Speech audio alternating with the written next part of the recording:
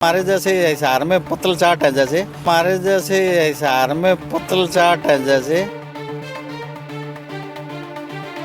आकर्षण उपल पे नहीं, ये सीधा सीधा मुख्यमंत्री मनोहर लाल खट्टर की ईमानदारी पे चोट है, भ्रष्टाचार की। हमारे जैसे हिसार में पतल चाट है, जैसे वो वैसा आकर्षण उपल नहीं है, वो है जनता के मुद्दे उठाने वाला बढ़िया आदमी।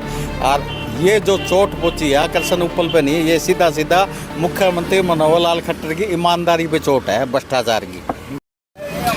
नमस्कार, मैं चिराग शर्मा और इस समय सीधी तस्वीरें हिसार ब्रेकिंग न्यूज पर आप देख पा रहे हैं। एक बड़ा मामला हरियाणा में तूल पकड़ता हुआ आप लोगों को नजर आ पा रहा है।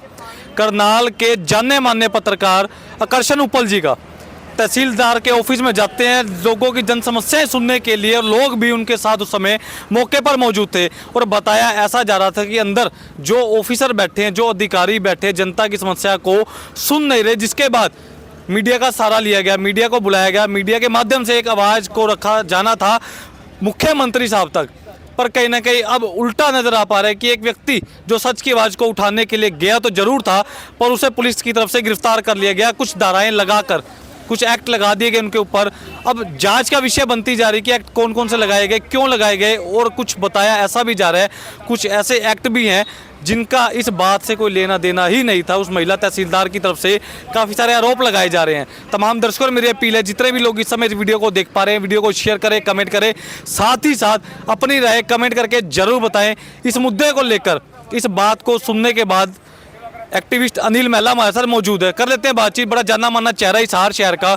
अनिल जी नमस्कार। नमस्कार सर, आपको, आपके सभी दर्शकों को मेरा नमस्कार। अनिल जी, पूरा पूरा मामला आप भी सुन चुके हो। तहसीलदार के ऑफिस में जाना, जनता की समस्या को ऊपर तक पहुंचाने का प्रयास किया गया था, महज बस इतना। ना उस व्यक्ति के हाथ में कोई हथियार था, ना उस किसी प्रकार से कोई महिला को या किसी को भी दुर्व्यवहार अगर बात करूं या धमकाने का तो कोई प्रयास था ही नहीं दूर तक। ऐसा है श्रीमान जी, मैंने दोनों वीडियो देखी है। इसमें सिर्फ और सिर्फ एक ही मामला बनता है, भ्रष्टाचार को उजागर करने का, मुख्यमंत्री तक बात पहुंचाने का, और कोई मामला नहीं बनता। असल में क्या है, मामला तो ये कुछ था भी नहीं, क्योंकि आम जनता काफ़ी दिनों से परेशान थी रजिस्ट्री के मामले में। वो हो सके उपायुक्त के पास भी लगातार गई होगी, या लोग परेशान हो। मतलब भ्रष्टाचार से तो आपको पता ही है पूरा हरियाणा परेशान है। मतलब एक ईमानदार मुख्यमंत्री लोगों को, अधिकारियों को, बीजेपी के नेताओं को सहन नहीं हो रहा। मुख्यमंत्री मनोहर लाल जो ईमानदारी से कार्य करने लग रहे हैं, उनको परेशान हो रहा है भ्रष्ट अधिकारियों, बीजेपी के नेताओं को, उनको बड़ी परेशानी है। तो वही है, वो माल कमा रहे थे। अब वो किस हिसाब से माल कमा रहे थे वो तो वही जाने, लेकिन जब वो गया कैमरा लेके, तब अधिकारी को सामने आना था भी मेरे पास ये समस्या है, मैं इतने दिन की छुट्टियों भी थी या नहीं थी, जो भी XYZ अपने एक्सक्यूज़ देती, क्योंकि वो जनता के लिए गया था आरक्षण उपल, अपने लिए नहीं गया भाई साहब। जनता ने उसको फोर्स किया, और आकर्षण उपल एक ऐसा चेहरा है जो केवल और केवल जनता के मुद्दे उठाता है।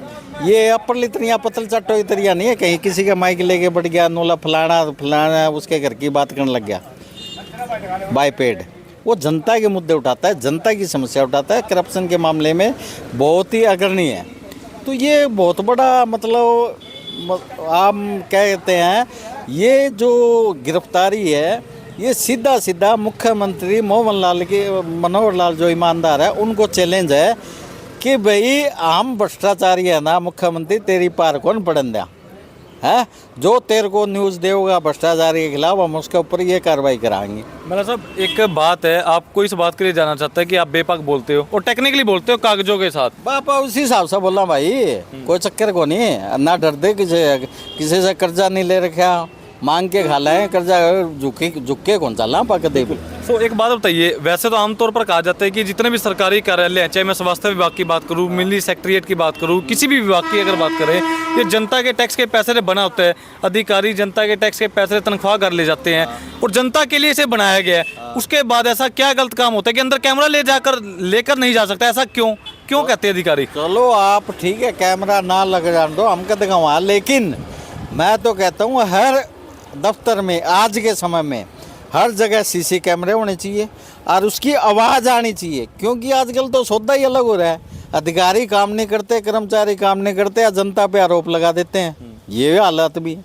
अब उसमें ये तो नहीं पता चलता, जनता परेशान, अगर जनता आपको 2 घंटे वेट कराया जाए तो आप सीधी सी बात है परेशान तो हो गए, आप उल्टा सुल्टा भी बोलोगे। बोलेगा भी, ये नॉर्मल आदमी है कि भी 2 घंटे छोटे से काम के लिए आप उसको परेशान करने लग रहे हो धक्के से, तो आप बोलो भी कि आपका हक भी बनता है। तो सब जगह CCTV कैमरे होने चाहिए जिसमें आवाज़ भी आए। उसके बाद दूध का दूध पानी, क्योंकि कर्मचारी भाग भाग के काम करेंगे। अब बैठे रहे अधिकारी अपने काजू बादाम पिस्ते के अलावा तो बात कौन करे। हम तो कई दफ्तर ऐसे देखा, अगर भाई साहब मैं 10 मिनट बैठ जाऊँ ना कहीं तो बड़े अधिकारी के बाहर, तो 10 बार काजू बादाम की प्लेट इन न जावे कहो, तो वो तो मैं CC कैमरे हो ना तो जनता ने दिखा भी दूँ कि भाई कितनी बार कब गई है, कितनी बार काजू बादाम। तो जो आकर्षण उपल पे जो हमला किया गया है, मतलब एक गिरफ्तारी का, ये सीधा सीधा मुख्यमंत्री मनोहर लाल खट्टर को सीधा चैलेंज है भ्रष्ट BJP के नेताओं और भ्रष्ट अधिकारियों के द्वारा कि मुख्यमंत्री तेरे में दम है तुम्हारा पुंजड़ पाट ले, देख यो भीतर कर दिया हमने तेरा शेर। तो मुख्यमंत्री एक ईमानदार आदमी है, तो ये सीधा सीधा चोट मुख्यमंत्री मनोहर लाल खट्टर पे है। उपल तो एक मोहरा मातर है, क्योंकि उपल जो आकर्षण उपल जी है वो जनता की आवाज़ उड़ा रहा था, भ्रष्टाचार को नंगा करने लग रहा था। करनाल वासी तो अधिकारी तो इतने परेशान हो गए थे क्योंकि मुख्यमंत्री का क्षेत्र हो गया।